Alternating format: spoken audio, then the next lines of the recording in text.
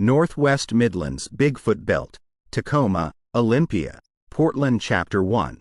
Midnight call. The night was silent, save for the distant hum of New York traffic, when the phone rang. The jarring ringtone cut through Tom Law's dreams like a siren. Blinking in the darkness, he reached out to silence the intrusion, but then froze as the screen lit up, casting a dim glow across his face. Justin Bridgman. Tom felt a knot form in his stomach. The hour was unholy. Calls at this time, especially from an old contact he hadn't spoken to in months, were rarely bearers of good news. He answered, voice still heavy with sleep. "Justin? What's happened?" There was a deep intake of breath on the other end, followed by a tremble in Justin's voice. "Tom. ... It's Angela. She's gone." "Gone? Gone where?" Tom was now fully awake, the weight of sleep replaced by a sudden rush of adrenaline. "She's missing, Tom. Been almost 3 days now." Tom sat upright, brushing away the bedsheets. "Tell me everything." Justin hesitated, as if trying to arrange his chaotic thoughts. "Angela. You remember her passion for all things Sasquatch?" Tom nodded, even though he knew Justin couldn't see him. "Yes. She followed in your footsteps, didn't she? Always searching for evidence, hoping to prove what so many doubted." "That's her. And she'd been talking about going out west, said there were new sightings, fresh trails." "The Northwest Midlands, Tom, near Tacoma, Olympia, and Portland." Justin's voice cracked. "She told me she was onto something big, something no one had seen before. She was excited, said it would be the discovery of the century." "Did she mention specifics?" "No. She was vague about it, but she sent me a few photos a week ago. Looked like some deep forest, mountainous terrain. I didn't think much of it then, but now. Tom, I'm terrified. What if she found something she shouldn't have? What if—" "Justin," Tom interrupted, trying to sound calm. "Panicking won't help. We need a plan." I know. That's why I called you. You're the only one I can trust with this. The only one with the resources, the contacts, and the knowledge. Will you help me find my daughter?" Tom didn't need a second to consider. "Of course. I'm with you. Let me assemble the team." Justin's sigh of relief was palpable. "Thank you, Tom." The call ended, but the room felt different to Tom. It felt charged, the atmosphere thick with a sense of urgency and mission. He began to move, each step determined. He reached for his laptop, quickly typing out a message. "Urgent. Meeting. 8 a.m. My place. Bring gear." He sent it to 2 contacts, Liam and Roger. They had been with him through thick and thin, and he knew they'd be ready to face this new challenge. But as he settled back into bed, trying to catch a few more hours of sleep, an unsettling thought plagued him. Angela was no amateur. She was smart, skilled, and had been investigating Bigfoot since her teenage years. If she had disappeared, it meant whatever she was onto was bigger and potentially more dangerous than any of them could imagine. The Northwest Midlands was about to reveal its secrets, but at what cost?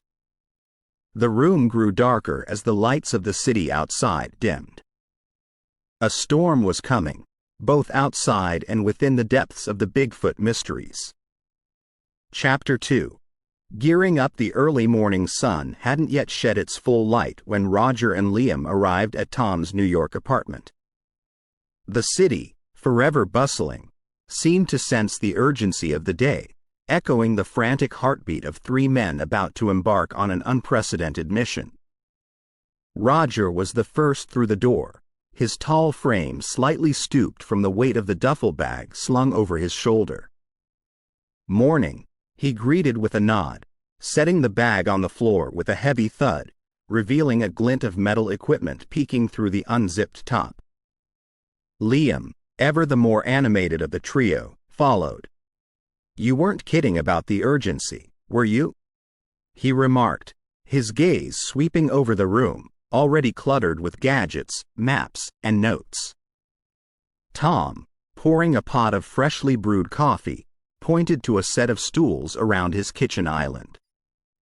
"We don't have much time," he began, distributing mugs. "Angela's been missing for 3 days, which means we're racing against more than just the clock. The elements, wildlife, and possibly other, less friendly entities are all factors." Liam shivered slightly, sipping the hot drink. Always had a bad feeling about the Northwest. Too many stories, too many unexplained mysteries. Roger, ever pragmatic, began unpacking his duffel bag, revealing a series of high-tech gadgets. "We have the best equipment money can buy. Infrared cams, motion detectors, even that new drone with the thermal imaging. If Angela's out there, we'll find her."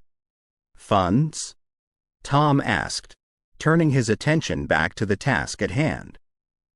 Liam smirked, reaching into his back pocket and producing a black credit card.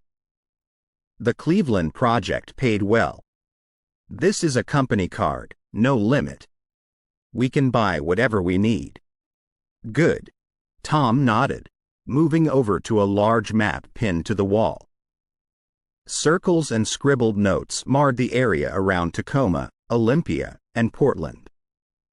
"Based on what Justin told me, these were Angela's last known locations." He pointed to a spot on the map, a dense forested area near Olympia. "But she's been all over the Midlands, moving fast, chasing something." Roger squinted at the map. "That's a lot of ground to cover. We should split up, cover more ground." Liam shook his head, concern evident in his eyes. "That's exactly what Angela did, and now she's missing. No, we stick together. Safety in numbers." Tom nodded in agreement. "Besides, if what Justin suspects is true, and Angela stumbled onto something big, we might need all hands on deck." The room fell silent for a moment, the gravity of their task settling in. Angela was more than just the daughter of a friend. She was a part of their extended family, a fellow believer in the unknown. Liam, breaking the silence, started organizing the gear. "We should pack light, only the essentials. We don't know how long we'll be out there or what we'll encounter." "Right," Roger added. "Basic survival gear, a couple of changes of clothes, food for a week, and of course, all our tech." Tom picked up a small, satellite-linked GPS tracker. "We each carry one of these at all times. It's got a panic button, sends out a location signal if pressed. Just in case." They spent the next hour meticulously packing, double-checking each item, ensuring they had everything they needed. Tom then took a moment to sync all their gadgets with the newly installed Starlink satellite system, ensuring a steady stream of data and communication, no matter where they were. Finally, with their gear packed, the trio sat down one last time, reviewing their plan of action. "We'll start at Angela's last known location," Tom began, tracing a path with his finger on the map. "From there, we move to each subsequent site, retracing her steps, looking for any clues or signs." "With any luck, she left us breadcrumbs," Liam murmured. Roger nodded, his usually stoic demeanor showing a hint of emotion. "We find her, Tom. Whatever it takes." Tom clapped his hands on both of their shoulders. "That's the spirit. Let's gear up and hit the road. The Midlands await." As they stepped out into the breaking dawn, a soft rain began to fall, as if the heavens themselves were mourning Angela's disappearance. But with resolute determination, the team ventured forth into the heart of the unknown. Chapter 3. Mobile base just beyond the outskirts of New York, in a nondescript industrial park, sat their hidden gem, a luxury motor coach. From the outside, it appeared no different from any other touring bus, but inside, it was a marvel of technology and comfort. Tom unlocked the vehicle and gestured for Liam and Roger to enter. The familiar hum of machinery and the faint glow of numerous screens welcomed them. The interior was segmented, with a living area up front, followed by a state-of-the-art research hub and sleeping quarters towards the back. Every inch was optimized for both function and comfort. "Home sweet home," Liam murmured, running a hand along a console. The computer monitors sprung to life, revealing various surveillance feeds and data streams. Roger moved to the storage compartments, systematically checking the inventory. Food and water for 2 weeks, backup generators, satellite uplinks. "We're all set." Tom settled into one of the plush seats, his fingers drumming on the leather armrest. "I remember our first gig in Paterson. We had a rented van and some second-hand equipment. Look at us now." Liam grinned, moving up in the world. "Though, this motor coach was a stroke of genius, Tom. No more renting out suspicious motels or setting up temporary bases. We're always on the move, always ready." Roger, ever the voice of caution, chimed in. "It's not just luxury. It's strategy.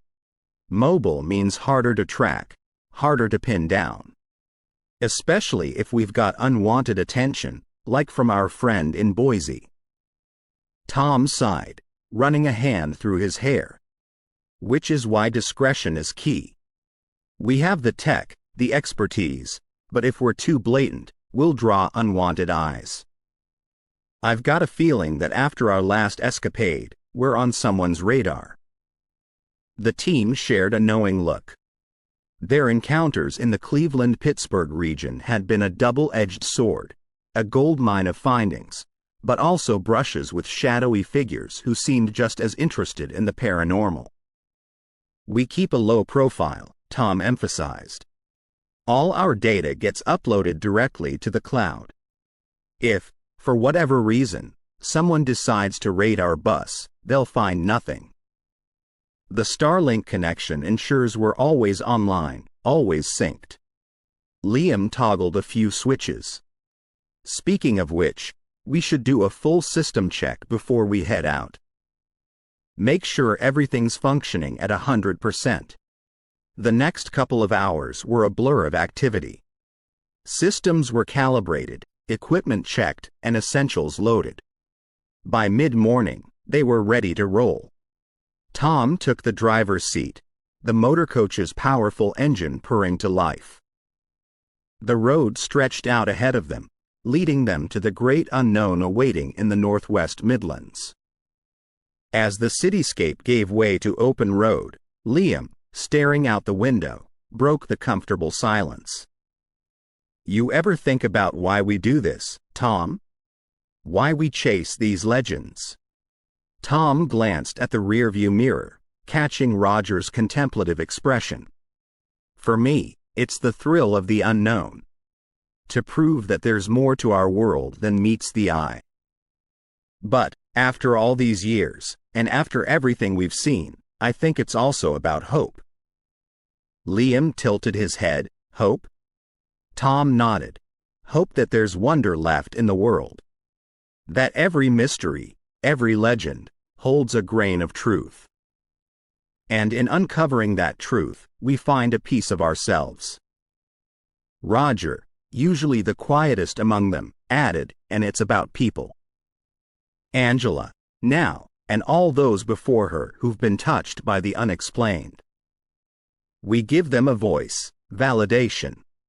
The motor coach sped on, cutting through states, crossing bridges, and navigating the vast American landscape. The journey was punctuated by short breaks, quick meals, and endless discussions about their upcoming mission. Angela's safety was paramount, but there was also the undeniable excitement of what discoveries lay ahead. One evening, as they neared their destination, Tom pulled the motor coach into a secluded rest area surrounded by towering pines. The sun had dipped below the horizon, casting a soft, bluish hue. The team decided to hunker down for the night. As they settled into their respective bunks, the soft hum of the motor coach's systems acting as a lullaby, Tom whispered more to himself than anyone else, "We're close now. We'll find you, Angela." Outside, the vast expanse of the Northwest Midlands loomed, a place of beauty, mystery, and unknown dangers. The next chapter of their adventure was about to begin. Chapter 4. Mysterious Interference. The city of Boise unfolded around the luxury motor coach, a serene landscape with pockets of urban architecture framed by distant mountains.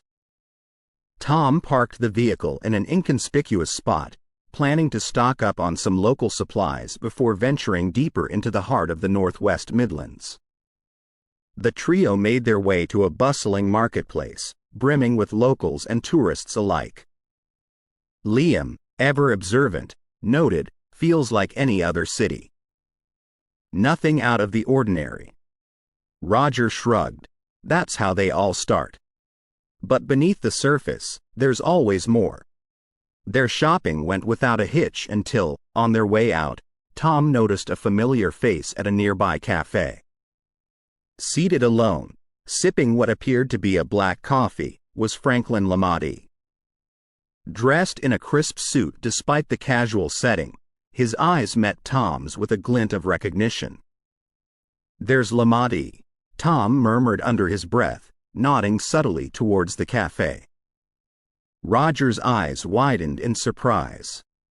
"The same Lamati from Cleveland, Pittsburgh?" Liam leaned in, his voice dropping to a whisper. "The man had no business there, and he sure as hell doesn't belong here." Tom weighed their options. Stay calm. He might just be a businessman passing through Boise. But as if on cue, Lamati rose from his seat and approached them, a sly smile on his face. "Fancy seeing you here, Tom," he said, extending a hand. Tom shook it, his face neutral. "Franklin. Quite the coincidence." "Is it?" Lamati replied, raising an eyebrow. "Or maybe I'm just as intrigued by the mysteries of the Northwest Midlands as you are."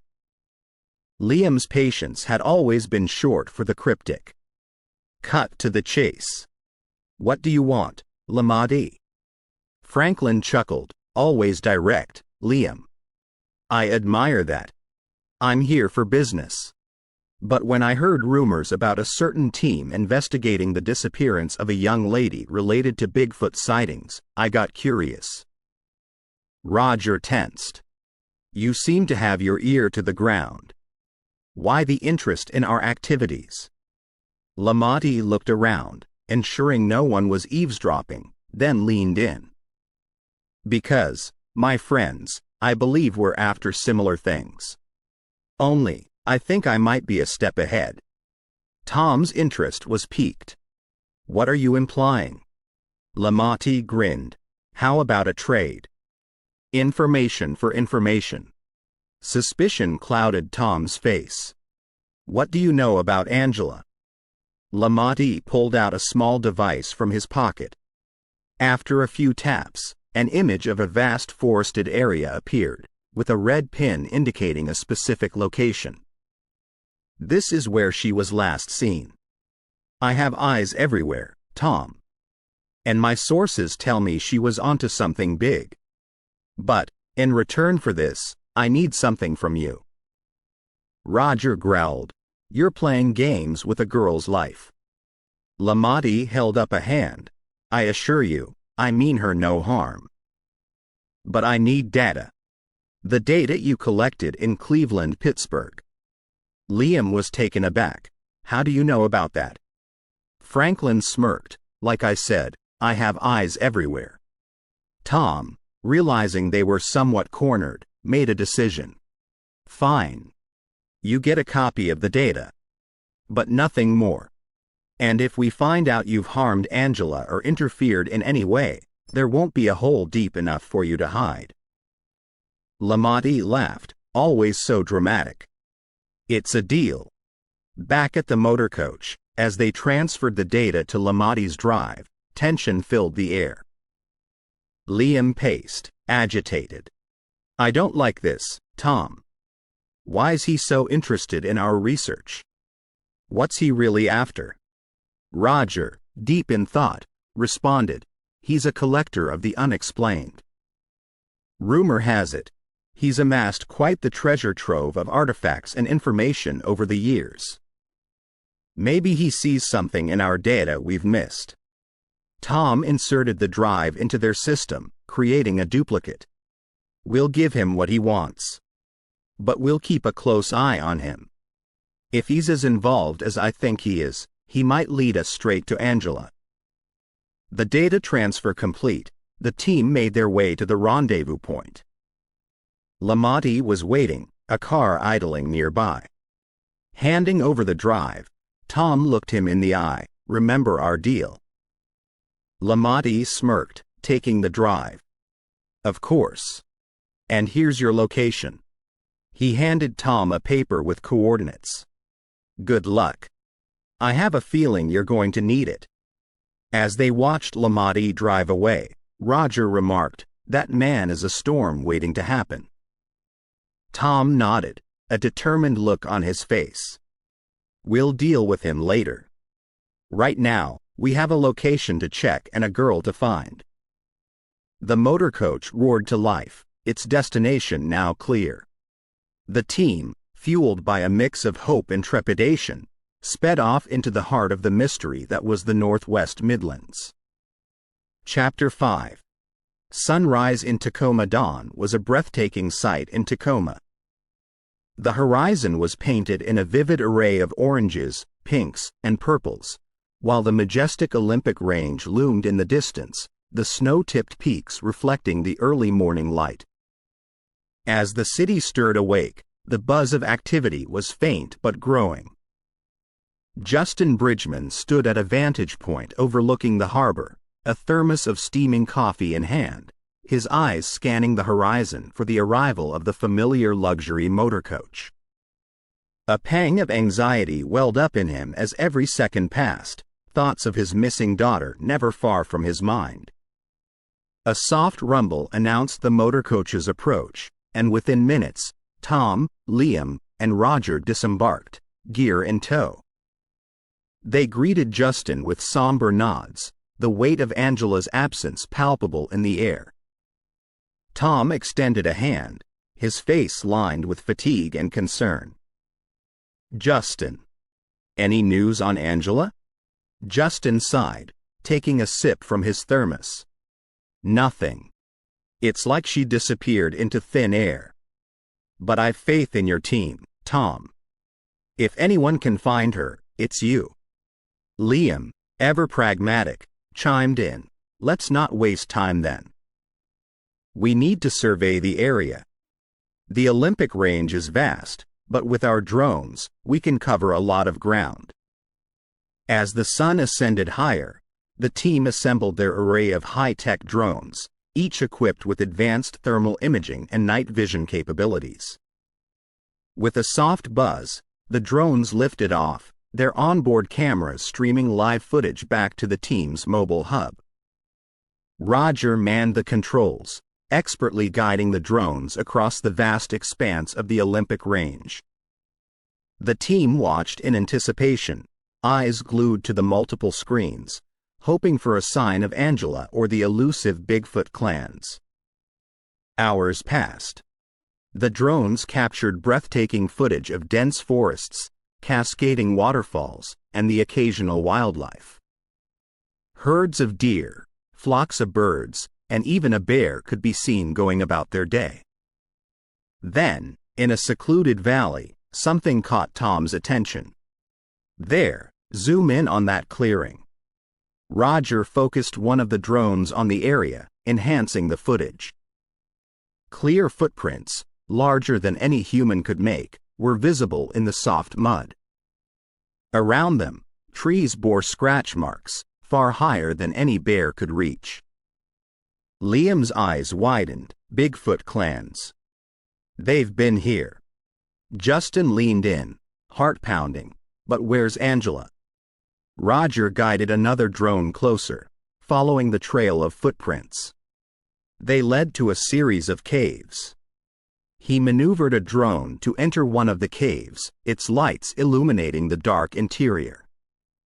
More footprints, some belongings scattered, possibly left by campers or hikers, but no sign of Angela. Tom's voice was tight with frustration. We're close, I can feel it. Angela was onto something. Liam nodded. These clans, they're reclusive but not aggressive by nature. If they've encountered Angela, they wouldn't harm her. But she might have seen something she wasn't meant to. Roger's console beeped, drawing their attention. Another drone had picked up a heat signature, humanoid but much larger than a human, moving quickly through the dense foliage. They watched as the figure moved gracefully, avoiding the drone's line of sight, hinting at a keen awareness of being watched. We've got activity, Roger announced. Justin's hope surged. Could that be leading us to Angela? Tom, cautious but optimistic, replied, it might. These creatures, if they've interacted with Angela, may be leading us to where she is. The day wore on, and while the drones captured multiple potential sightings of Bigfoot clans, Angela remained elusive. By evening, the team was mentally and emotionally drained. The majestic Olympic range, while beautiful, held a mystery that seemed increasingly challenging to unravel. As they packed up, ready to head to their next location, Justin placed a hand on Tom's shoulder. Thank you, Tom. I know we haven't found her yet, but I feel we're close. Tom nodded. We won't rest until we do. Liam, gazing out at the fading sunset, mused, the Bigfoot clans, they've been here for generations, living in harmony with nature, away from human eyes. We need to approach this with respect and understanding. Only then can we hope to find Angela and unveil the mysteries of the Northwest Midlands. The night descended upon Tacoma, the city's lights twinkling against the backdrop of the dark mountains. The team, though weary, was resolute. Their journey had only just begun, and the heart of the mystery awaited them in the depths of the Olympic range. Chapter 6. Emotional toll inside the opulent confines of the luxury motor coach. The hum of technology and the soft glow of monitors illuminated the surroundings.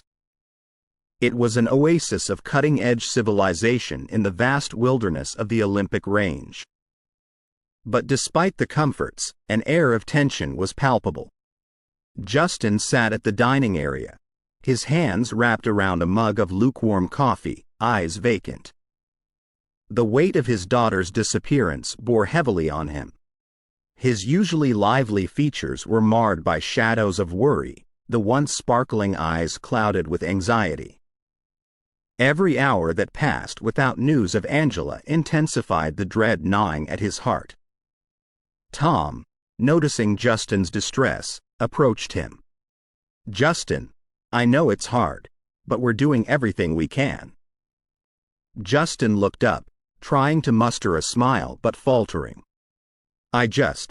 Every time I close my eyes, I see her out there, alone and scared. I should have stopped her. I should have. Tom gently interjected, you couldn't have known. Angela is passionate about her work, much like her father. The unknown calls out to people like you too. Liam, ever the voice of reason, added, dwelling on what-ifs won't help. We're on the right track, and we've seen evidence that she was close to a significant discovery. We just need to piece things together. Roger, who was calibrating a device, chimed in, and remember, we're not dealing with malicious entities here. These creatures are as curious about us as we are about them. If they've come in contact with Angela, there's a good reason to believe she's safe. Justin sighed, the weight of uncertainty heavy in his voice. It's the not knowing that's killing me. Every passing second, every sound, every rustle. I imagine the worst. The team sat in a circle, the gravity of their mission settling in. The dangers of delving into the unknown, of venturing into territories both literally and figuratively uncharted, were becoming all too real. Liam cleared his throat. When we embark on journeys like this, we're not just risking our lives. We're risking our sanity. The unknown has a way of playing tricks on the mind, making us question what's real and what's imagined. Tom nodded in agreement. I remember an expedition in the Amazon, searching for a lost tribe.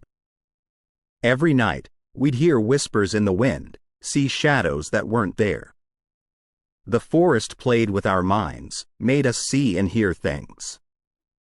Roger, his eyes distant, recalled, in the Himalayas, while on the trail of the Yeti, our team felt like we were constantly being watched. The mountains echoed with strange sounds, and the line between reality and illusion blurred.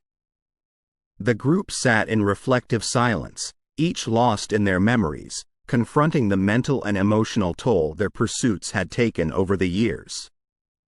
Breaking the quiet, Tom turned to Justin. But through all the uncertainty, the fears, and the challenges, there's one thing that keeps us going. Hope. And right now, that's what we need to hold on to. Hope that Angela is out there, waiting for us to find her. Justin took a deep breath. Thank you, all of you. Knowing she has such a dedicated team searching for her, it's a small solace. Liam placed a reassuring hand on Justin's shoulder. We're a team, and right now, you're a part of this family. We look out for our own. The night outside was cold and still, the dense woods hiding many secrets. Inside the motor coach, the warmth wasn't just from the heaters. It emanated from the bond forged between the individuals united in their mission. The journey had only just begun, and the emotional roller coaster was bound to intensify. But together, they were determined to face whatever the Northwest Midlands had in store for them. Chapter 8. And knock at dawn, the silver-gray hues of dawn painted the sky, casting a soft glow over the vast expanse of the Olympic range. Inside the luxury motor coach, most of the team was lost in the world of dreams after a night of emotional upheaval. The sudden sound of knocking, however, swiftly cut through the morning quiet. Tom, who had always been a light sleeper, was the first to stir. Groggily rubbing his eyes, he glanced out of a window and noticed the silhouettes of several uniformed figures. The emblem on their vehicles was unmistakable: Homeland Security. Bewilderment mingled with unease as Tom alerted the rest. Guys, wake up. Homeland Security's outside. Liam, always alert, was next to react. Why would they be interested in us?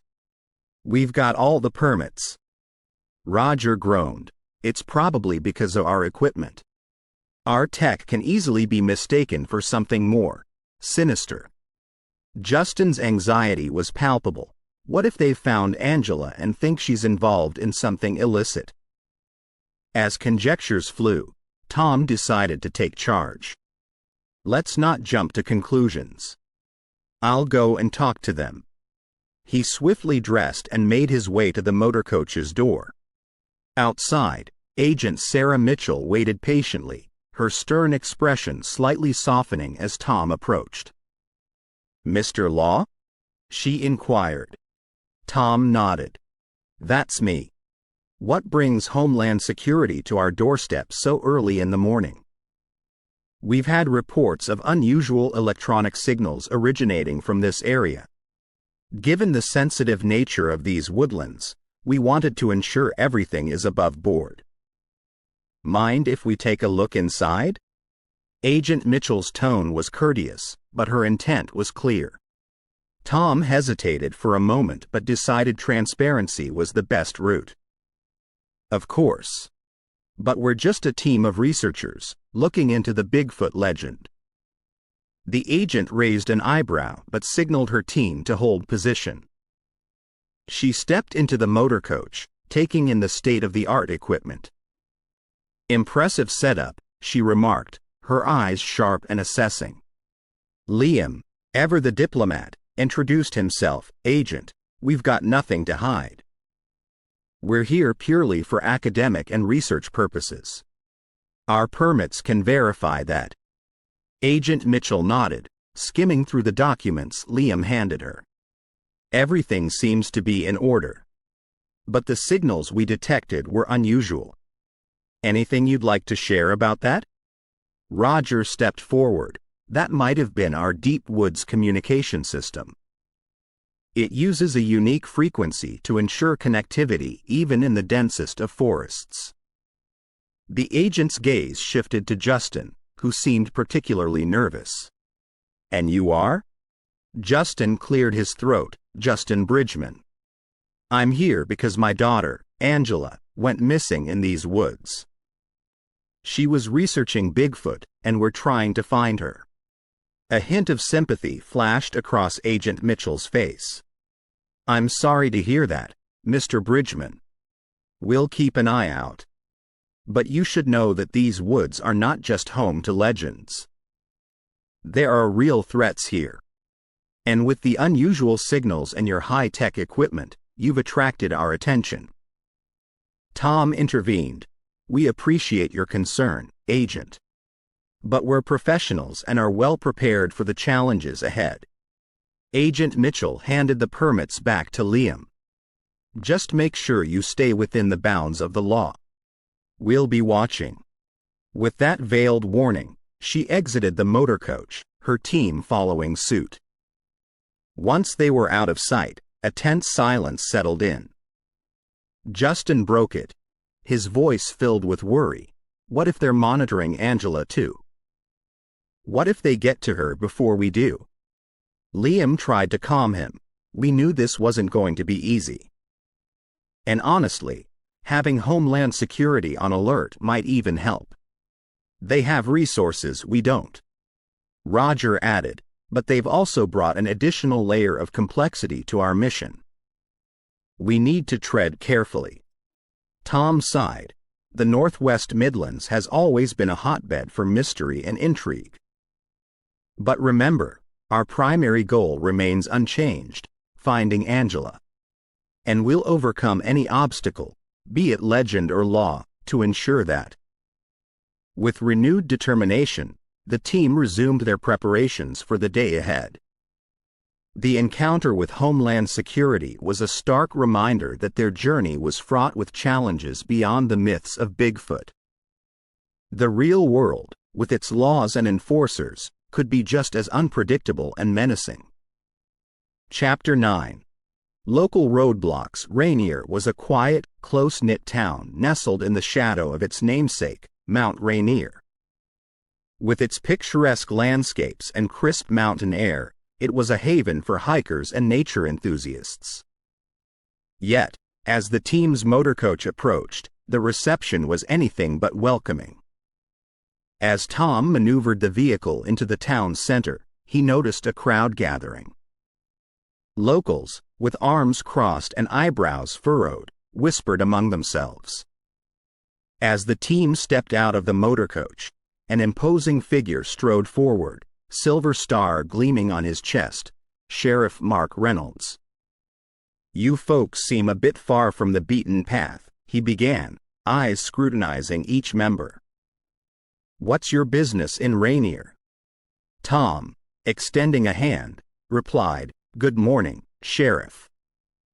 I'm Tom Law. We're a team of researchers, and we're here to investigate some reports about Sasquatch activity. We mean no harm, and we're operating under the required permits." Sheriff Reynolds didn't take the proffered hand. Instead, he scoffed, "Researchers? Or you mean Bigfoot chasers? You folks are the 5th group this year to descend on our peaceful town with your tales and technology. Rainier is not some amusement park for thrill seekers."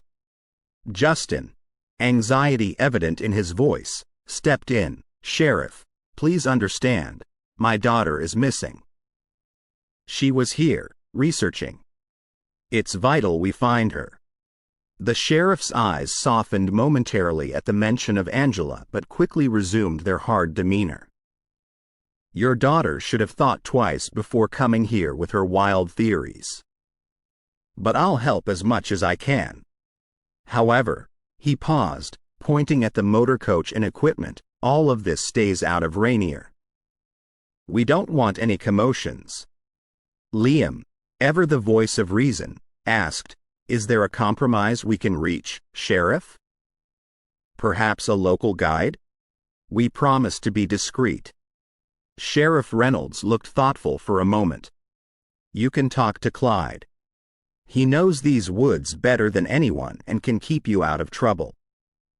But remember, one misstep and you're out of here." Tom nodded gratefully. "Thank you, Sheriff. We appreciate your assistance." As the sheriff departed, the team gathered around. Roger voiced what everyone was thinking. That was tense. This town clearly has its reservations about outsiders. Liam replied, "Or maybe about the legend itself. Small towns like Rainier often have deep-rooted beliefs and tales. Some they share, some they guard." With Clyde, a grizzled yet spry old-timer, as their guide, the team ventured into the dense forests surrounding Rainier. Clyde was a man of few words, but his knowledge of the terrain was unparalleled. They navigated through winding trails, steep inclines, and vast clearings, with Clyde occasionally pausing to point out signs of wildlife or recount an old woodsman tale. As the day progressed, the team began finding evidence that suggested a significant Sasquatch presence. Broken branches high up on trees, footprints twice the size of a human's, and even some coarse hair samples. Every discovery intensified Justin's anxiety. If Bigfoot were real and Angela was here researching them, she might have gotten too close. Tom, using a handheld device, noted, "The electronic readings here are off the charts. It's consistent with what you'd expect from a Sasquatch hotspot." Roger, examining a set of footprints, remarked, "These are fresh. The creature, or creatures, responsible might still be nearby." Clyde, however, remained skeptical. "Been in these woods all my life. Seen strange things, sure, but nothing that convinces me of Bigfoot's existence." The sun began its descent, casting the forest in an orange hue. The team decided to set up a few remote cameras in the area to monitor any nocturnal activity. As they were finishing, Clyde gave a word of caution, "Night's a different beast in these parts. You best be careful. And remember, some things in the woods are best left alone." Back at Rainier, as the team mulled over their findings, the weight of their mission pressed heavily on them. The skepticism of the locals, the pressure from law enforcement, and the elusiveness of their quarry made their task seem Herculean. However, the data from the remote cameras offered a glimmer of hope. Several blurry figures, tall and humanoid, could be seen moving through the forest. While not conclusive, it was promising. Justin, holding on to that thin strand of hope, whispered, "Angela, wherever you are, we're getting closer." The day's events cemented one fact in their minds: they were on the right track. But the path to finding Angela and unraveling the mysteries of the Northwest Midlands Bigfoot was fraught with obstacles, both human and, possibly, not so human. Chapter 10. New clues. The morning sun cast a golden glow over Rainier. The town, which was hostile towards outsiders the day before, was slowly warming up to the presence of Tom and his team, especially with the benign influence of Clyde, who seemed to be a respected figure among the townsfolk. Tom and Roger were reviewing drone footage when Justin, face pale, burst into the mobile research hub. "I just got a message," he exclaimed, holding up his phone. "It's from one of Angela's friends. She says Angela sent her an audio message 3 days ago. I need to play it." The room went silent as Justin pressed play. Angela's voice, trembling with a mix of excitement and fear, echoed in the confined space. "Hey, it's Angela. I've been following this lead on a Bigfoot clan that's rumored to be more towards the northern ranges, close to Mount Baker. It sounds promising, but there's something not right. I can't put my finger on it. Just, if you don't hear from me in a couple of days, check around that area." The message ended, and the weight of it bore down on everyone in the room. Roger was the first to speak, so she was onto something. "We need to head north. To Mount Baker." Liam added, "It's strange, though. Why did she sound so hesitant? Angela is usually very sure of herself." Justin ran a hand through his hair, eyes filled with worry. "She mentioned a feeling, something amiss. We need to be very careful." Tom nodded, agreed. "But first, we need to gather more information about the area she might have gone to. Clyde might be of help." Clyde, when briefed about the situation, stroked his beard thoughtfully. "Mount Baker, eh? It's treacherous terrain, especially this time of the year. Avalanches, wild animals, and sudden weather shifts. Plus, there are old stories, tales of creatures and spirits that dwell in those parts." Liam raised an eyebrow. "Do these tales include Sasquatch?" The old woodsman hesitated. "Aye, they do. But there are others, too. The mountain has a rich history, some of it dark." Roger, impatient, interjected, "We don't have time for stories. A young woman's life might be at stake." Clyde looked him square in the eyes. "That's exactly why you need to listen. Not all dangers in the woods have feet and fur. Remember that." The journey to Mount Baker was a tense one. With each passing mile, the weight of Angela's absence grew heavier on Justin. Every so often, he'd replay her audio message, hoping to catch some detail he might have missed. Upon reaching the base of the mountain, the team set up a temporary camp. Tom, eager to begin their search, assembled a strategy. "We'll split into 2 teams. Roger and I will take the eastern trail, while Liam and Justin will scout the west. We'll keep in constant communication and meet back here before sundown." The woods around Mount Baker were dense, making the search slow and arduous. Roger, using a thermal imaging camera, scanned the surroundings, hoping to find any sign of recent human activity. "Tom, look at this," he said, pointing to a faint heat signature. "Could be a campsite." Tom studied the image. "Let's check it out. But stay alert. We don't know what we might stumble upon." As they approached the site, they discovered remnants of a campfire, and not too far from it, Angela's camera, half buried under fallen leaves.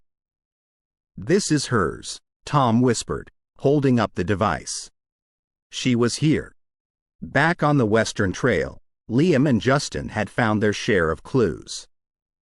Distinct footprints, larger than any humans, were imprinted deep in the mud, leading towards a network of caves. As dusk approached, the teams reconvened, sharing their findings. The realization that Angela had been so close to these potential Bigfoot dwellings renewed hope, but it was tempered by concern for her safety. "I don't understand," Justin murmured, looking at the massive footprints. "Did they take her? Was she following them?" Tom, reviewing Angela's camera, found a series of photos showcasing the surrounding woods and landscapes. But the last image was unsettling. It showed the entrance to a cave, but just beyond the threshold, a pair of luminous eyes stared back, reflecting the camera's flash. Chills ran down Tom's spine. "We need to approach this carefully. Whatever is inside that cave, we have to be ready." Night had fallen, and the temperature dropped. The team decided to wait for dawn to venture into the caves. As they sat around the campfire, the glow illuminating their anxious faces, each knew that the coming day would be crucial. The balance between hope and dread was a thin line, and the team teetered on its edge, praying that dawn would bring answers. Chapter 11. Gifford Pinchot Mysteries. The morning after their eerie discovery at Mount Baker, Tom's team packed up their temporary campsite. The lead they had on Angela's trail seemed to suggest that she might have moved further south, deeper into the heart of the Gifford Pinchot National Forest. The vast expanse of the forest, with its dense canopy and rugged terrain, promised to be a challenging terrain to search, but the team was more determined than ever. Justin, his face lined with fatigue and worry, said, "The way Angela's messages and traces have been spread out, it's like she's been moving consistently." "But why? Was she following something, or was she being chased?" Liam shook his head. "Until we find her, everything's just speculation. But one thing's for sure, she was onto something big." The luxury motorcoach parked at a vantage point, and from there, the team would venture on foot.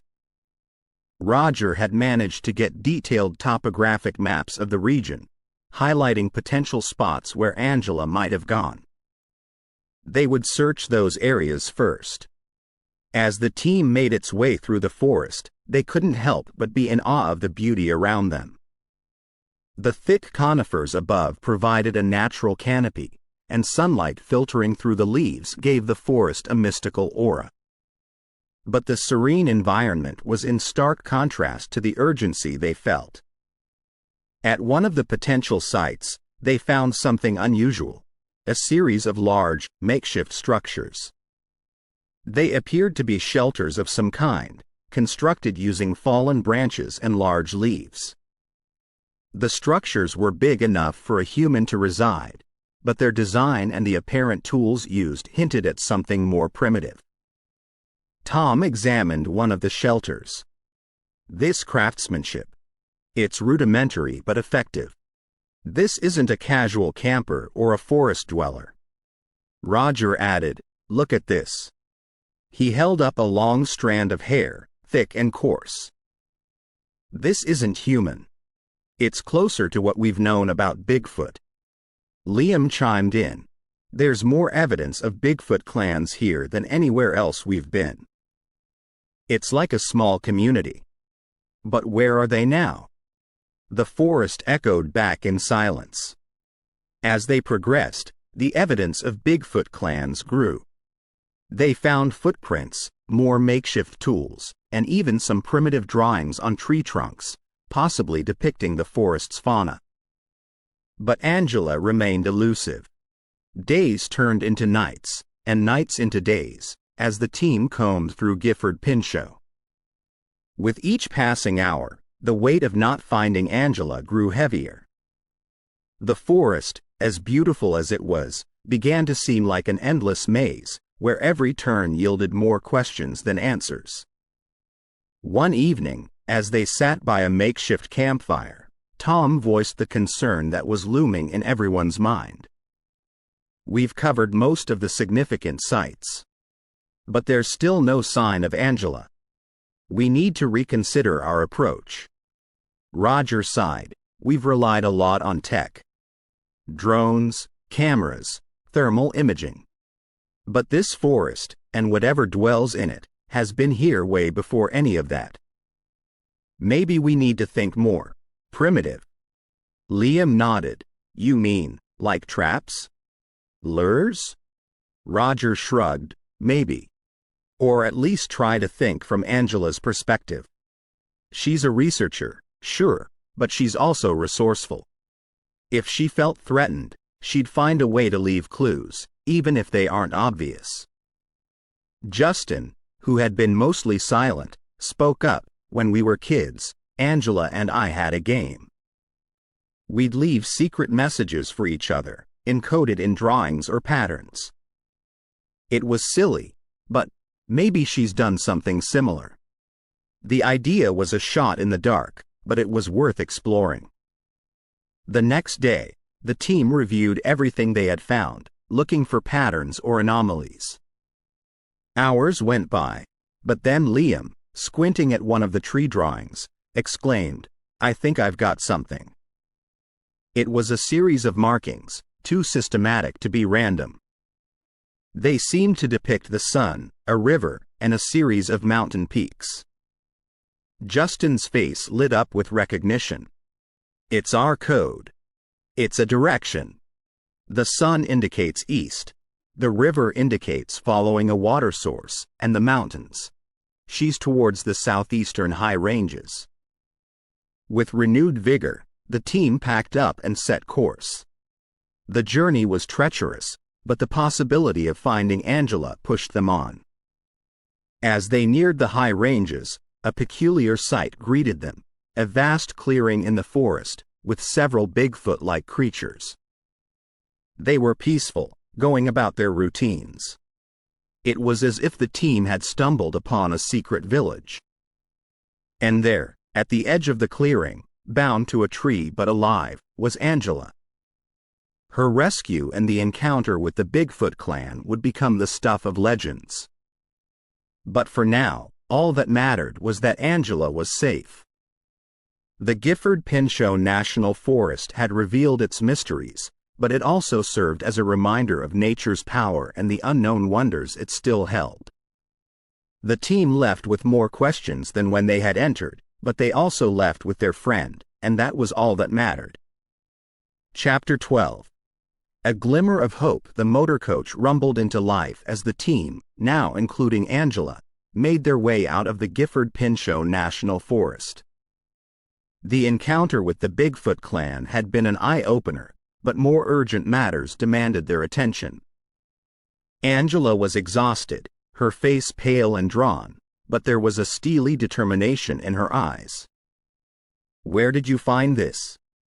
Angela's voice was hoarse as she examined a torn piece of her own notebook that Tom had retrieved.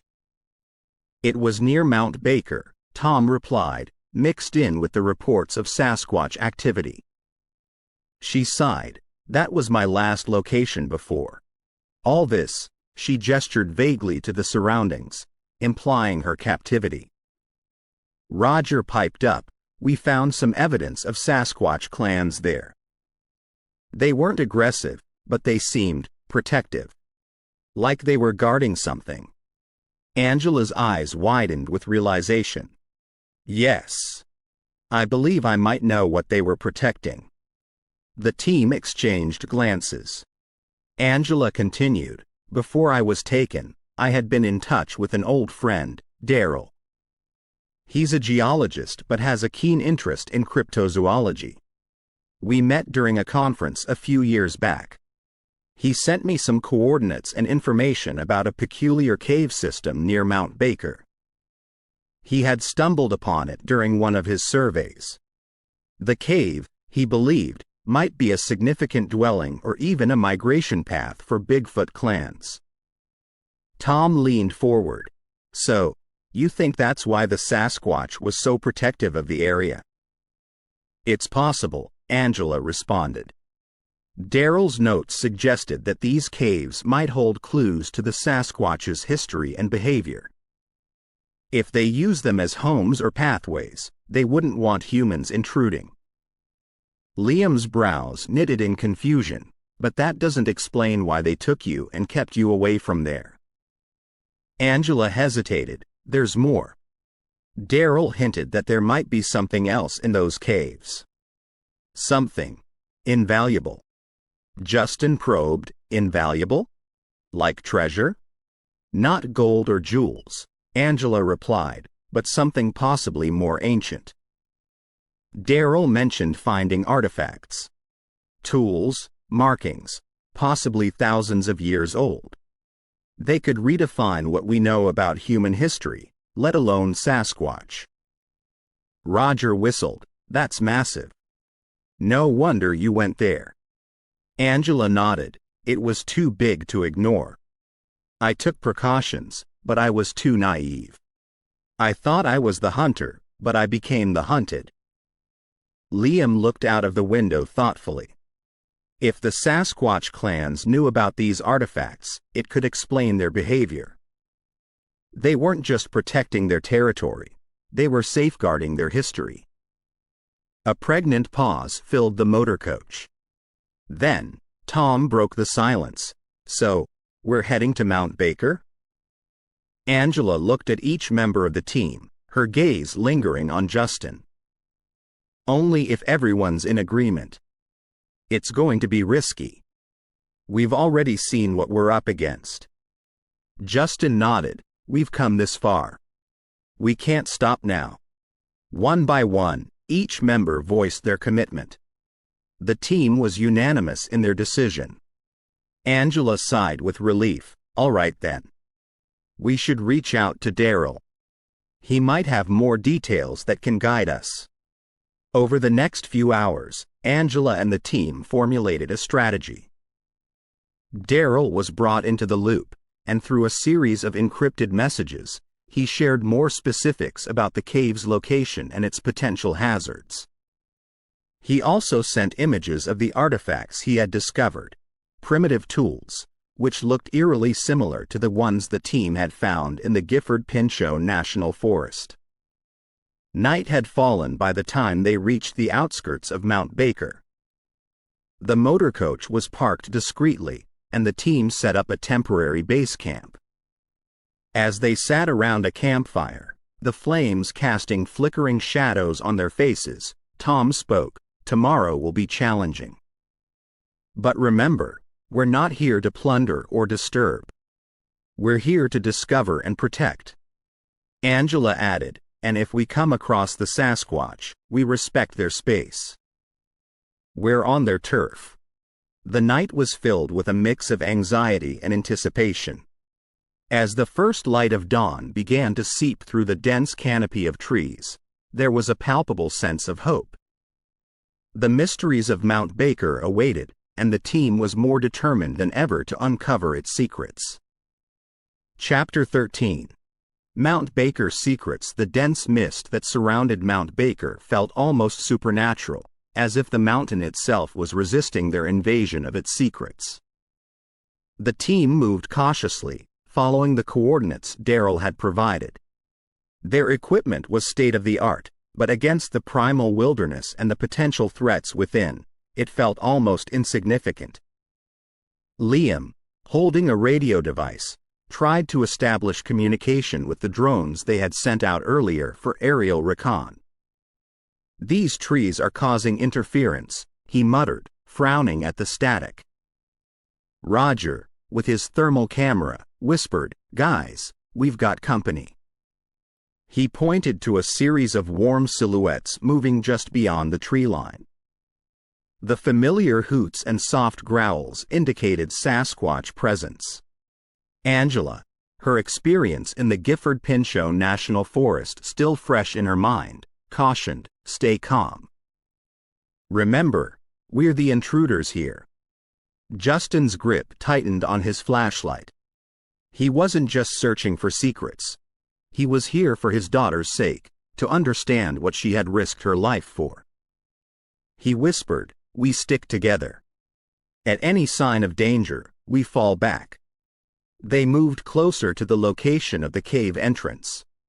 The green canopy seemed to darken, and the air grew colder. A soft wind blew, carrying with it a pungent scent. Tom, ever the leader, signaled them to halt. "There's the entrance," he whispered, pointing towards a cavernous opening hidden behind thick foliage. Its dark expanse seemed to beckon them, but it was also daunting. They proceeded, their lights piercing the cave's gloom. Inside, the atmosphere was damp and the echoes of dripping water resounded. After about 30 minutes of navigating the winding tunnels, Angela stopped dead in her tracks. "Look," she whispered, shining her flashlight on the wall. There were markings, not just of Sasquatch, but surprisingly, of what seemed like ancient human handprints and crude drawings of both humans and Sasquatch-like figures together. "These look prehistoric," Roger gasped. Liam added, "It's almost like Sasquatch and humans coexisted? Maybe even cooperated?" Justin gently touched one of the handprints. "What does this mean for us?" "For Angela? For everything we've believed about our own history?" The cave unveiled more secrets as they ventured deeper. In a chamber, illuminated by their lights, lay more tools, similar to the ones Daryl had discovered. Alongside were artifacts of clear human origin, pottery shards, primitive weapons, even skeletal remains. Roger, examining a tool, murmured, "This is a game changer. We're looking at a time when early humans and Sasquatch lived, worked, maybe even thrived together." Angela, her eyes fixed on a particularly clear drawing of a Sasquatch and human figure standing side by side, mused, maybe they weren't always adversaries. Perhaps there was a time of understanding, even camaraderie. But their reverie was broken when a loud growl echoed through the cave. The Sasquatch had entered their domain. The team quickly dimmed their lights, their breaths shallow. They could hear the huffs, growls, and footsteps. Tom gestured towards a small crevice, and one by one, they squeezed into it, hoping to remain unnoticed. Peeking out, Angela could see a Sasquatch, larger than any they had encountered so far, examining the cave drawings. In its hand, it held a tool, caressing it almost nostalgically. Behind it, two younger Sasquatch, possibly its offspring, stood watching. It was an intimate, almost sacred moment. It was clear these creatures held the cave in reverence, just as humans might a church or temple. After what felt like hours, the Sasquatch family left, their calls echoing in the distance. Emerging from their hiding spot, the team was in awe. "That was a privilege to witness," Tom murmured. Roger nodded. "We've stumbled upon something bigger than ourselves, bigger than our understanding." As they made their way out, the significance of their discovery weighed heavily on them. They had evidence of a past where humans and Sasquatch might have shared knowledge, resources, perhaps even lives. Outside, the mountain's mist seemed to have lifted slightly, as if Mount Baker approved of their newfound respect for its secrets. Back at the motor coach, as the team sat processing their emotions and findings, Justin voiced the thought that was on everyone's mind: we have a responsibility. This discovery isn't just about Sasquatch or humanity. It's about how we coexist with species different from us. Maybe it's time for a new chapter of understanding. Angela added, her voice soft, maybe it's time the world knew, not just about Sasquatch's existence, but about the lessons our ancestors left for us. Lessons of unity, trust, and mutual respect. And as Mount Baker stood silent and majestic in the background, the team, united in purpose, prepared to share their discoveries with the world, hoping to ignite a new era of interspecies understanding. Chapter 14. Closing in the air inside the motor coach was thick with anticipation. Tom leaned over a digital map on a touchscreen table, his fingers gliding over clusters of geographical tags. Each tag represented an area of activity, potential Sasquatch habitats, recent sightings, and more intriguingly, areas where faint signals from Angela's equipment had been picked up. "We're onto something," Tom murmured, eyes narrowing on a densely tagged zone in the northeast section of the Mount Baker region. "This zone here, it's remote, difficult to access, but it's our best shot." Liam adjusted his glasses, examining the coordinates. "It's an old logging trail. It's overgrown and abandoned now. Could be why it's a hotspot for Sasquatch activity." Roger, still reviewing the evidence from the cave, looked up. "With the discoveries we've made, Angela might have been tracking a major clan's habitat. She could be there." Justin's fingers clenched the table's edge. "Then that's where we go." The path to the northeast section was not a forgiving one. Rugged terrain, dense forests, and unpredictable weather meant that their journey would be as much a battle against nature as it was a race against time. Their progress was slow.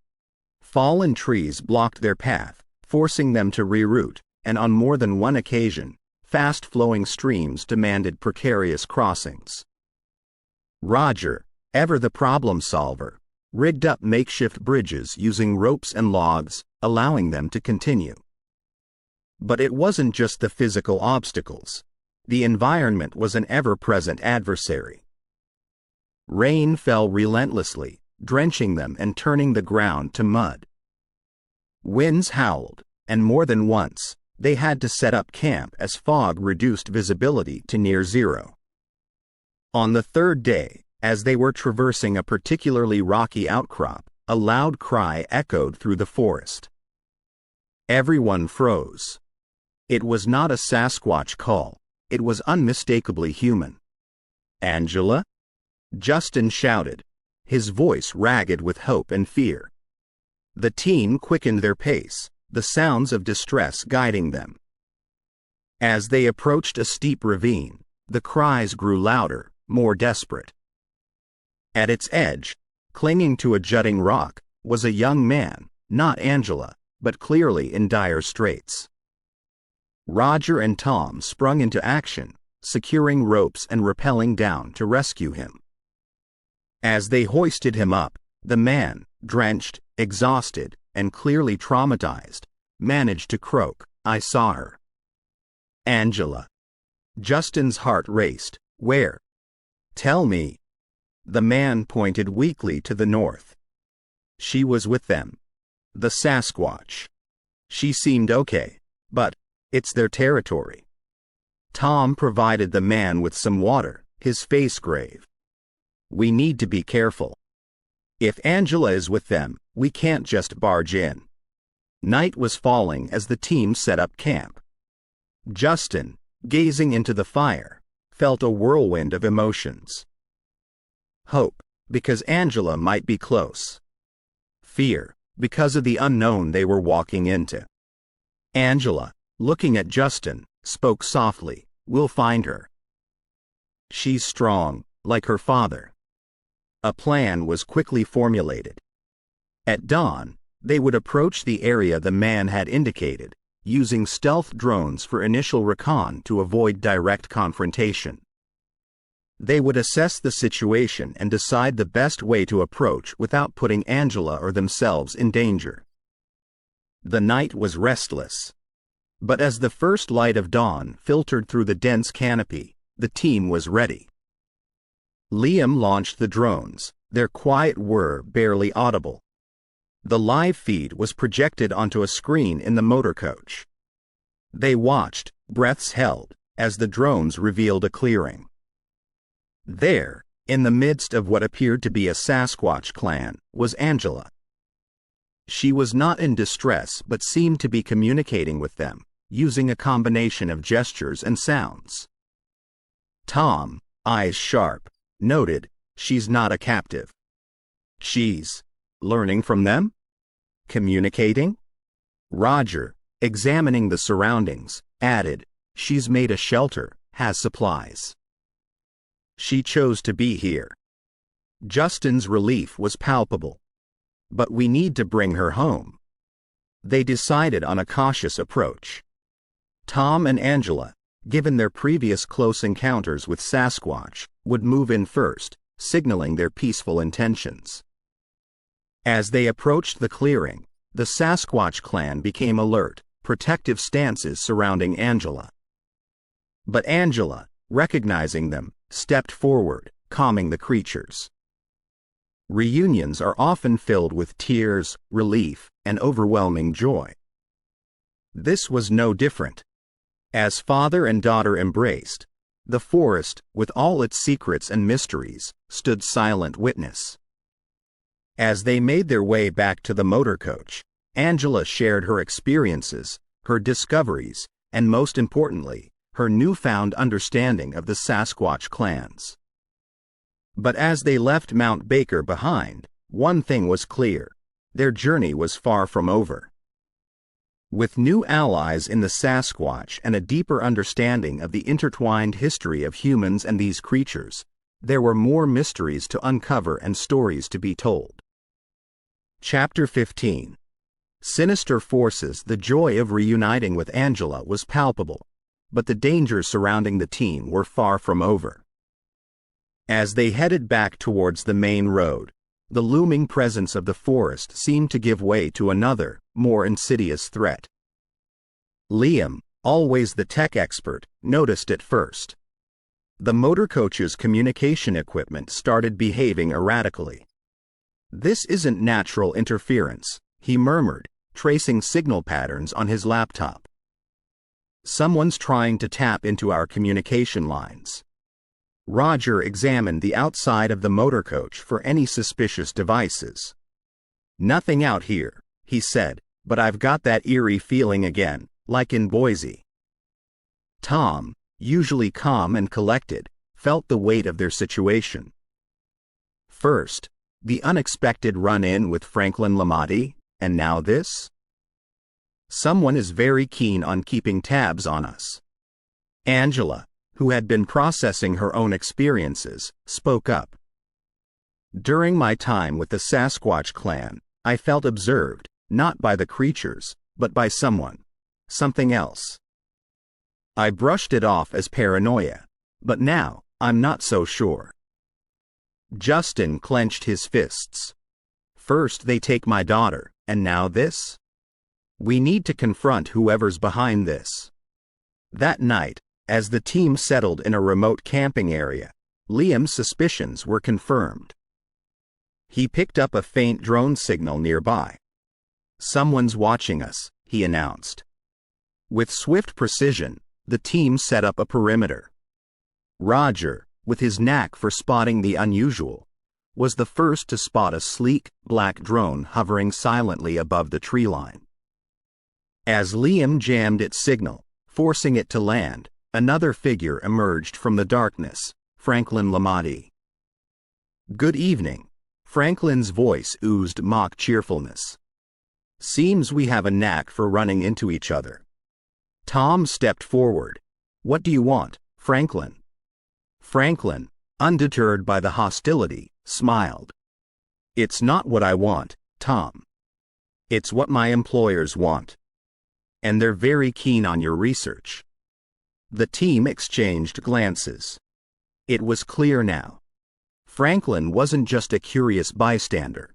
He was part of a larger organization with a vested interest in the Sasquatch, and by extension, in them. Angela, with newfound confidence from her time in the wilderness, confronted him. "Who are your employers?" Franklin chuckled. "Names aren't important. But their interest in the Sasquatch goes far beyond mere curiosity. They've been monitoring activities in this region for a while. Your little escapade just made things more interesting." As tension filled the air, more figures emerged from the surrounding forest, their attire and gear suggesting they were well prepared for covert operations. The team was surrounded. "We're not here to harm you," Franklin continued. "We just need to ensure our interests are protected. All we ask is that you share your findings, and we'll be on our way." Tom, realizing the gravity of their predicament, responded, And if we refuse? Franklin's smile faltered. I'd advise against that. We have ways of making things difficult. The team was at a crossroads.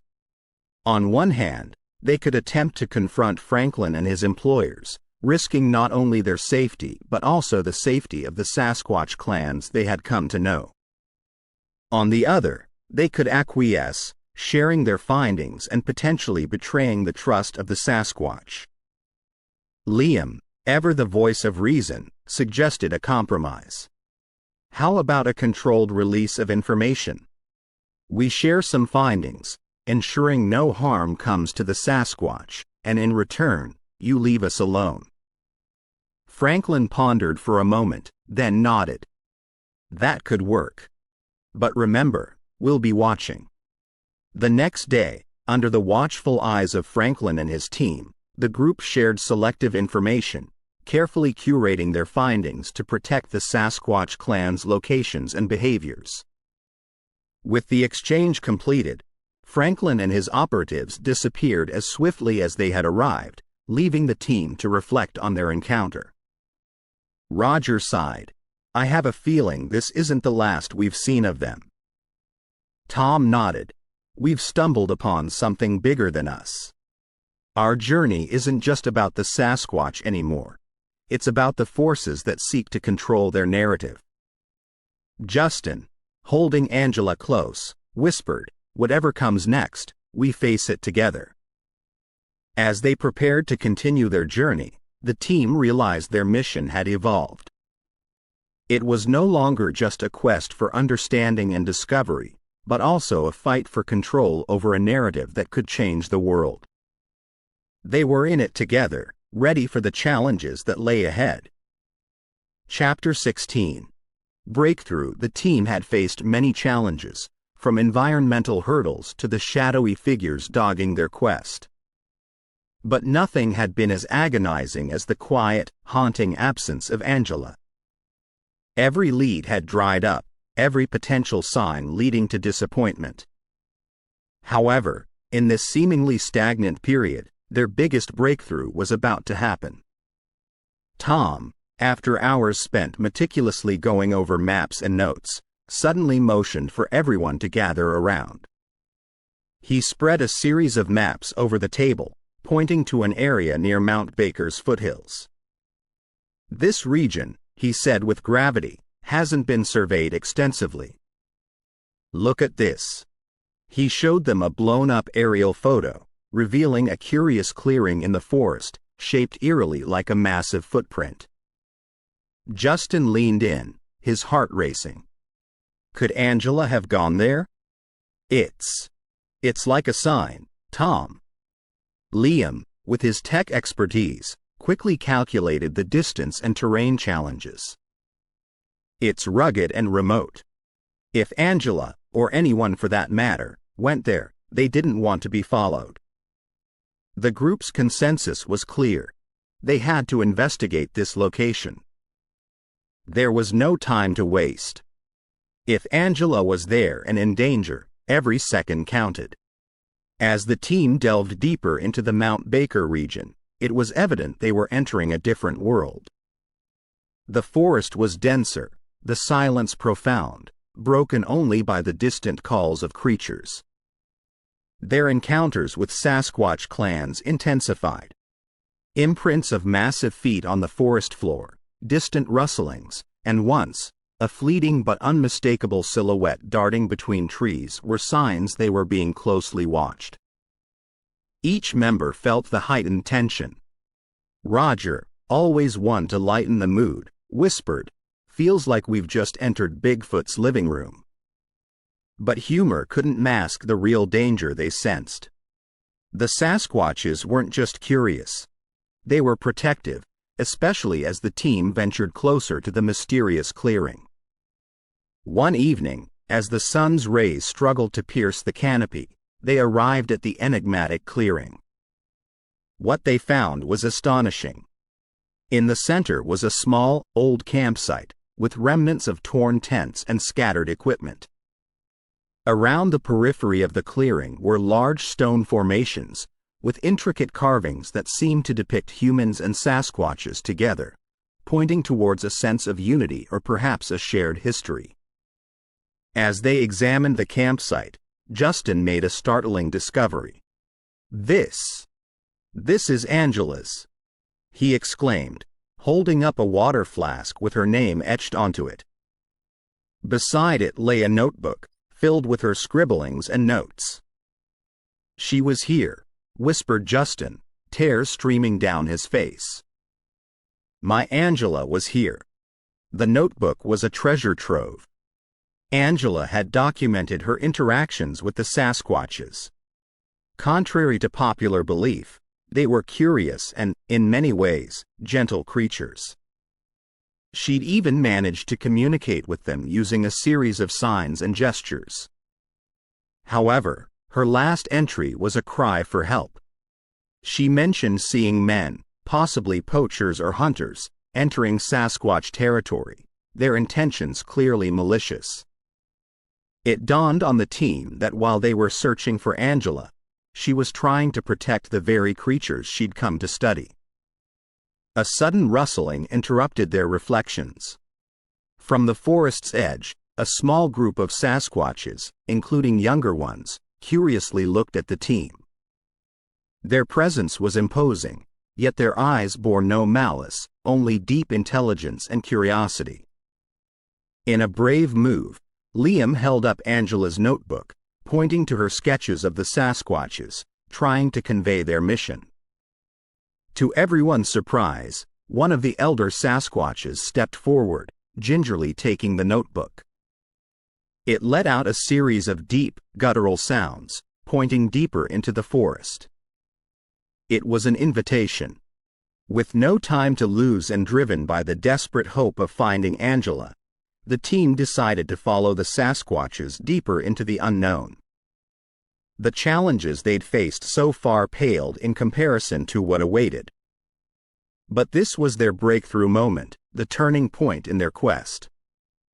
Angela was close, they could all feel it. And with the aid of the very beings they'd come to understand, they hoped to reunite a father with his lost daughter. Chapter 17.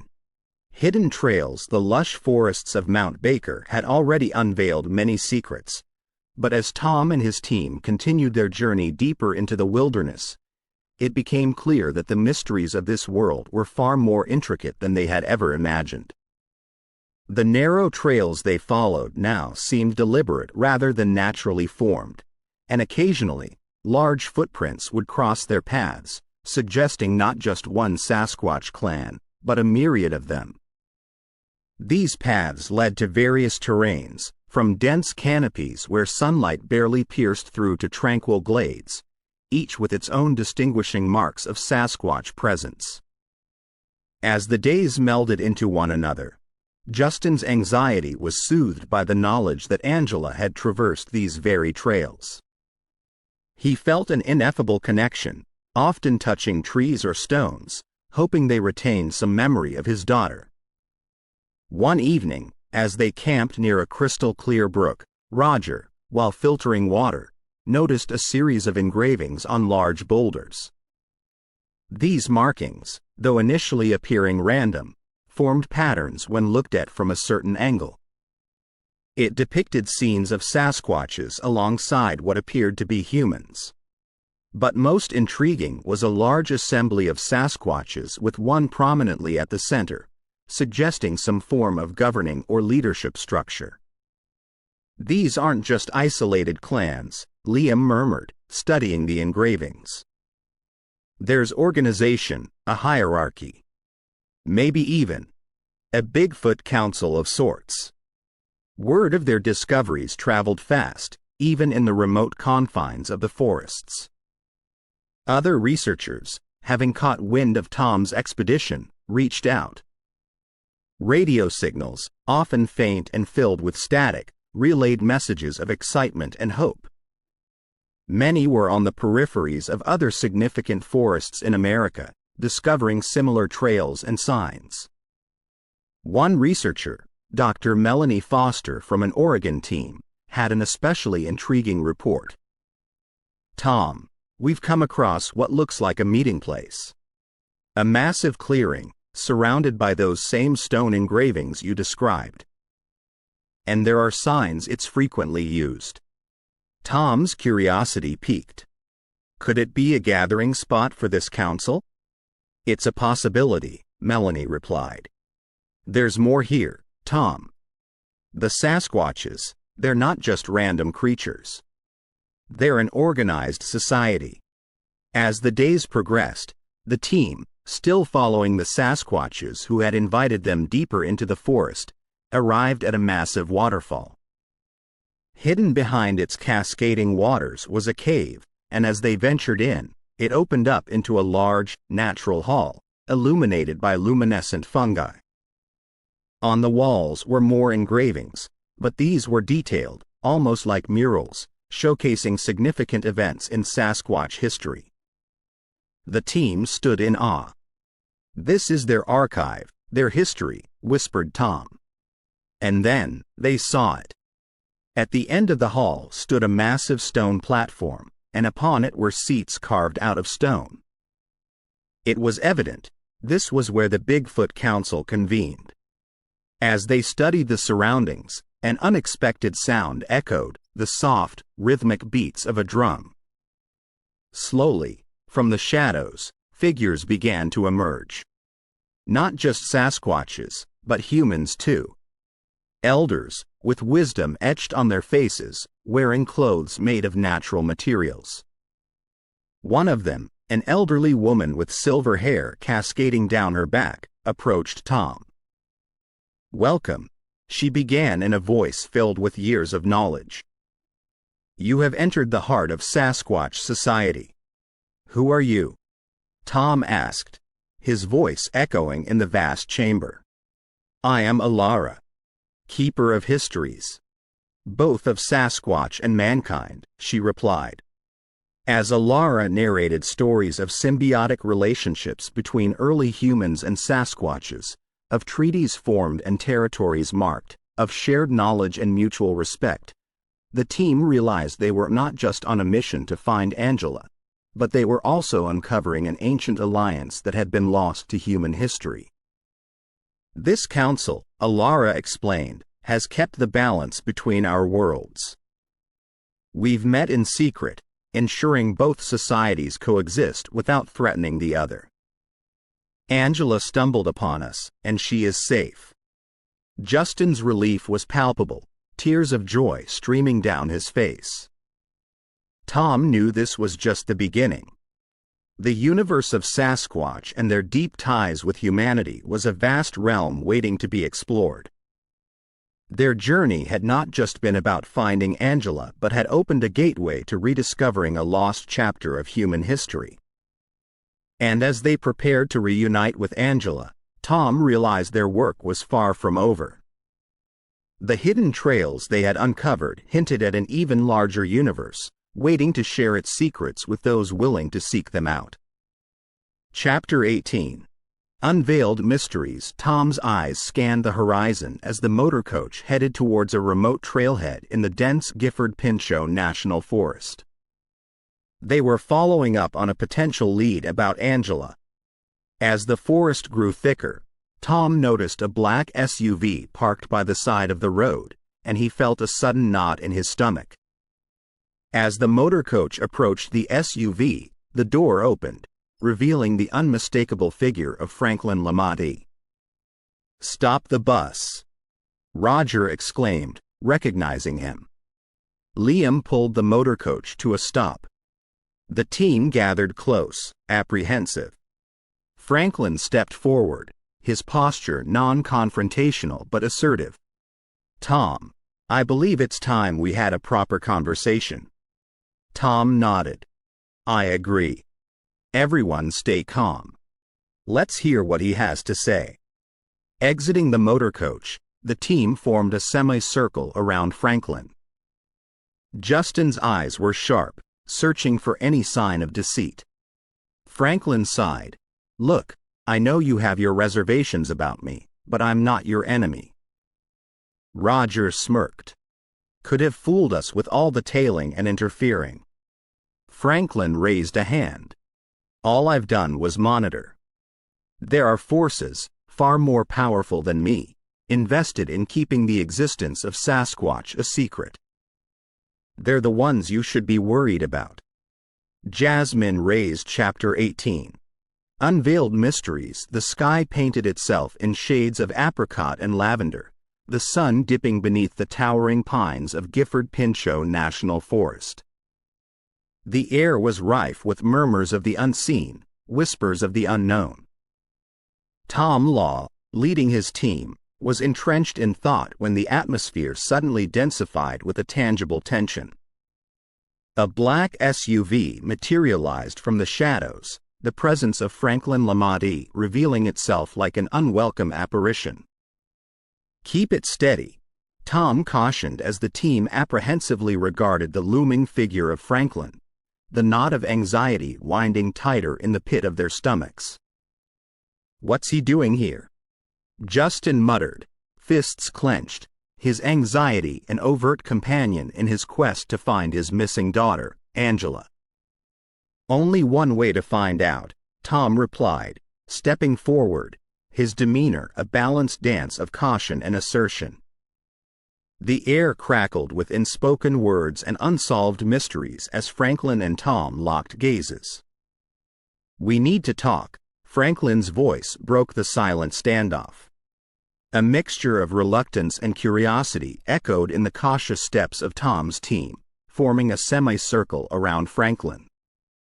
The air was thick with unsaid questions, with Justin's eyes boring into Franklin, scanning for the merest hint of deceit. "I am not your foe," Franklin initiated, his stance assertive yet non-aggressive. "My interference may have suggested otherwise, but my intentions align with yours. Snooping around our investigations and keeping us under surveillance doesn't quite scream ally, does it?" Roger's voice was laced with skepticism. "I have been watching, not to obstruct but to gauge. To keep certain entities at bay. Entities more sinister, more determined to shroud the existence of Sasquatch in shadows." Franklin's words hung heavily in the air. "And who might these entities be?" Jasmine inquired, her eyebrow arching in suspicion. "A conglomerate of governments, clandestine organizations, influential individuals who fervently believe unveiling the truth about Sasquatch would plummet the world into chaos. They are willing to annihilate anything and anyone standing in the path of their conviction." Tom's brow furrowed. "And you choose to disclose this to us now because?" "Because the world deserves the truth." Franklin's eyes pierced into Tom's. "Our methods diverge, our paths are different, but our destination is the same. My journey has been an intricate dance of appeasing these forces while ensuring that researchers like you come close enough to the truth." "So, what, you're our savior?" Liam's tone was tinged with disbelief. "No savior, just a man ensnared by his own past and a debt that shadows his every step." A flicker of emotion crossed Franklin's face. "A Sasquatch saved my life many moons ago. My journey since has been one to repay that debt." A tensioned silence followed before Justin's voice, tinged with urgency, cut through. "My daughter. Where is she?" Franklin's sigh whispered through the air, "I wish I knew. But I hold a belief that she's alive. There are sanctuaries in these woods, revered by the Sasquatch, seldom tread by outsiders. If Angela is in one of those sanctuaries, it's a sign of their trust." Tom's resolve solidified. "Our mission is to find Angela. Any revelation that follows is secondary." Franklin handed over a small device. "This might aid you. It's a frequency disruptor. The entities use specific devices to repel Sasquatch and jam your equipment. This disruptor will neutralize their attempts." Accepting the device, Liam studied it, his mind whirring. "Why assist us now?" "It's not a newfound willingness to assist. It's just a newfound clarity on how to do so," Franklin replied, his gaze unwavering. Be wary. Trust sparingly, even in me. The departure of Franklin left the team in a contemplative silence, decisions weighing heavily on their minds. This revelation, it's not just about Angela anymore, Tom voiced, his eyes reflecting the flames of determination. We are on the cusp of unearthing truths that can realign the world's reality. With the forest whispering untold secrets and the resolve to uncover them pulsating through their veins, Tom and his team delved deeper into the unknown, battling not just external threats but internal challenges. The path was fraught with peril, but their commitment to unraveling the mysteries was unshakable. The truth, hidden in the shadows, was beckoning, and they were inexorably drawn to it. The mysteries veiling the existence of Sasquatch and Angela's disappearance were waiting to be unveiled, and the team was resolute to shine light upon them, no matter the cost. Chapter 19. The rescue. The darkness of the dense forest was oppressive, the looming trees casting veiled secrets in their shadows. Tom and his team, having trekked arduously through rugged terrain and overgrowth, found themselves nearing the rumored sanctuary, a clandestine abode nestled in the heart of the forest, respected by Sasquatch and forbidden for outsiders. A faint yet distinct sound, almost a melodic hum, reached their ears as they approached, amplifying their belief in the legends of the sacred sanctuaries. Following the sound, they stumbled upon a clearing that hid an intricate cave system masked by foliage and natural camouflage. The undeniable aura of the sanctuaries, combined with the proximity to their goal, charged the team with renewed purpose. However, the threat of the shadowy entities always lurked. Jasmine, always sensitive to the energy, murmured, "She's here, but we're not alone. Remember, the entities are likely aware of this place and might have scouts or traps," Tom whispered, his voice tinged with caution. As they cautiously proceeded, they spotted dim light emanating from one of the caves. It revealed a scene none had anticipated: Angela, bound and seemingly unconscious, and beside her, two unfamiliar men clad in dark attire, their presence menacing and intentions unambiguous. Justin's heart raced, a potent cocktail of relief and rage. "I'll get her out, cover me," he said, crouching and readying to strike. "No." Tom halted him, "they might be armed. We need a plan." As they huddled, Liam activated the frequency disruptor Franklin had given them. The device buzzed to life, sending an interference signal that would, they hoped, neutralize any electronic surveillance or weaponry the guards might possess. Utilizing the element of surprise, Roger hurled a small rock towards the entrance of a nearby cave, creating a diversion.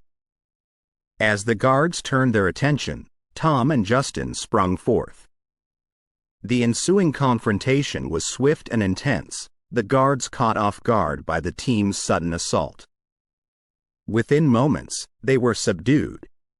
Rushing to Angela's side, Justin gently cradled his daughter. "Angela," he whispered, relief evident in his voice. Stirring, Angela's eyes fluttered open. They widened in recognition as she clung to her father.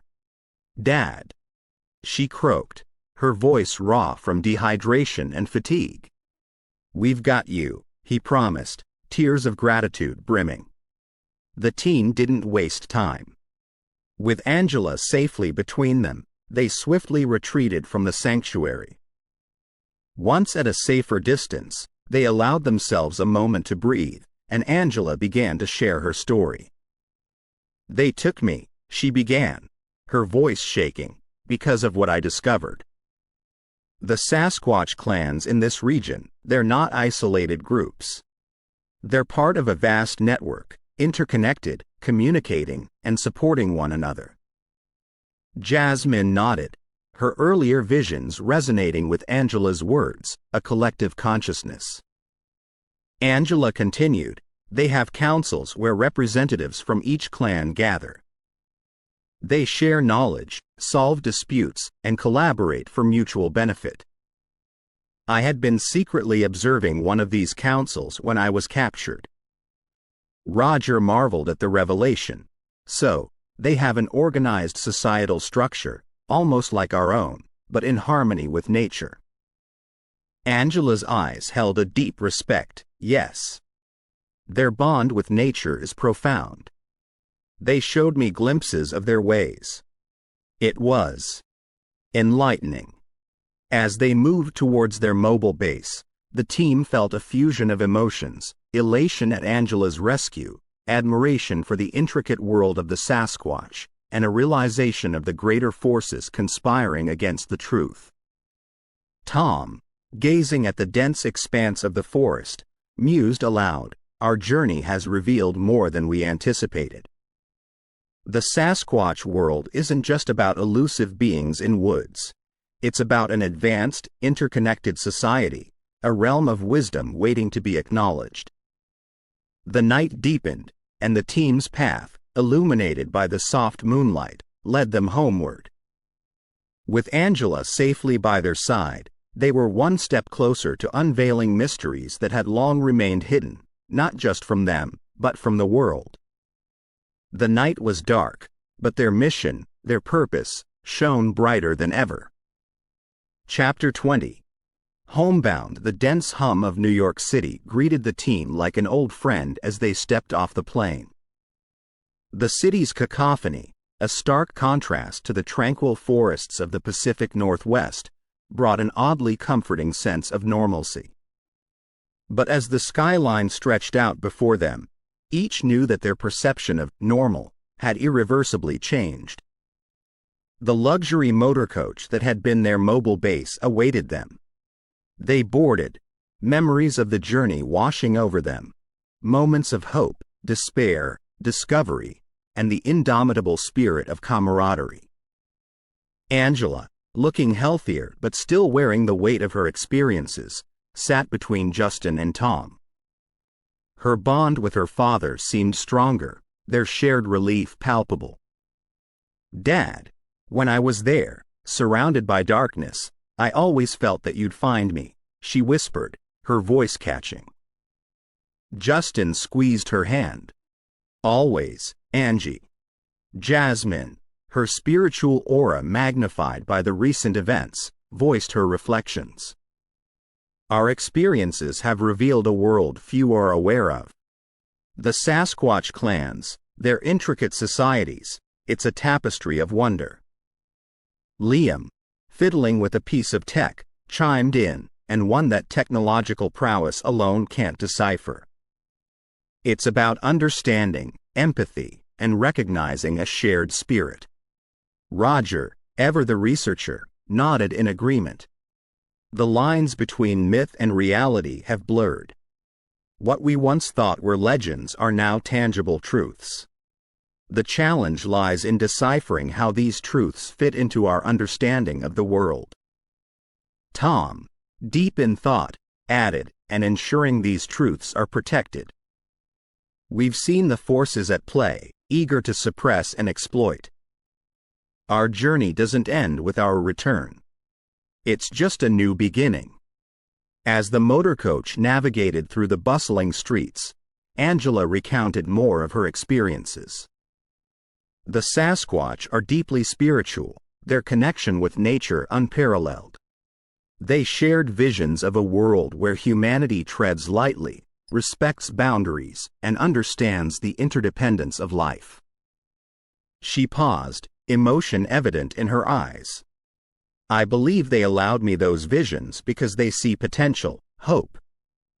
They might be wary, but they aren't our enemies."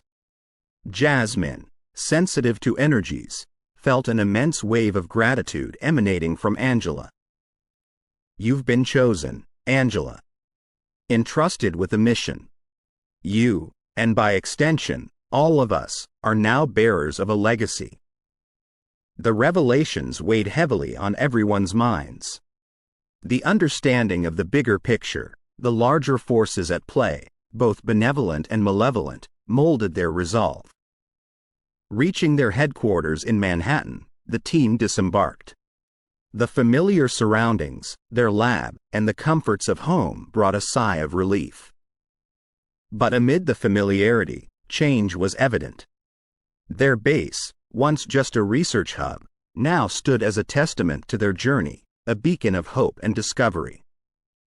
Gathering in the central meeting room, surrounded by screens displaying footage from their expedition and notes from their experiences, Tom stood, addressing the group. "We've ventured into the unknown, faced adversities, and come out stronger. Our discoveries, the knowledge we've gained, it's invaluable. But with it comes responsibility." Justin nodded. "We've been given a glimpse into a hidden world. We owe it to the Sasquatch, and to ourselves, to ensure this knowledge is used wisely." The air was thick with determination. Angela, embodying the spirit of their mission, voiced the collective sentiment: "We continue. We explore, learn, understand, and above all, protect." Tom, inspired by the tenacity of his team, concluded, "Our mission is clear. The mysteries of the Sasquatch aren't just about them, it's about us, our place in the world, and the delicate balance of life. We stand at the crossroads of myth and reality, and we move forward with purpose." As the evening hues painted the New York skyline, the team united in their newfound purpose. The road ahead was long, filled with challenges and discoveries. But with unity, understanding, and a commitment to their mission, they were ready to forge ahead, champions of a world where humanity and the enigmatic Sasquatch could coexist in understanding and respect.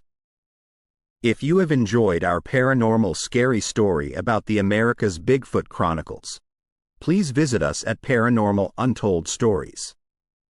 Come to listen to more of our scary stories collection. Paranormal Untold Stories encourages you to contact us if you have your own untold story that you would like our professionals team to put online as a scary story. Thank you.